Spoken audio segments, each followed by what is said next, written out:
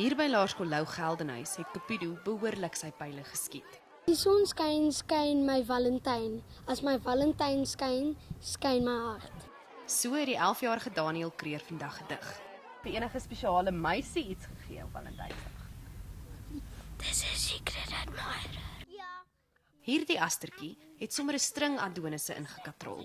Iemand het my uitgevra. 9 seentjies. Dis verskriklik baie.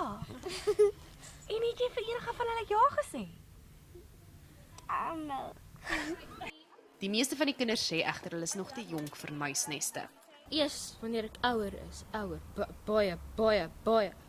Wat is hoe oud?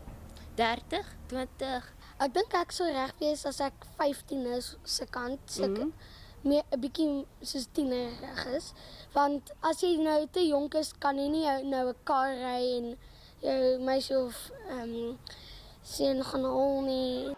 En dan is daar sommige kinders wat boonop weet daar is verskillende tipes liefde. Soos een waar mens van hou, soos wanneer mens net vriende is, en mens speel baie, en wanneer mens familie is.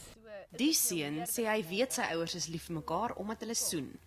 Want hulle sit altyd op die bed en doen dit vir ure. En ware liefde, Dit sal soos wees soos 'n slot en 'n sleutel. Dit sal goed werk. Indien jy wel oud genoeg is vir die liefde, hoop ons jou dag was vol bederf. Karla Kutse, Een Nuus, Johannesburg.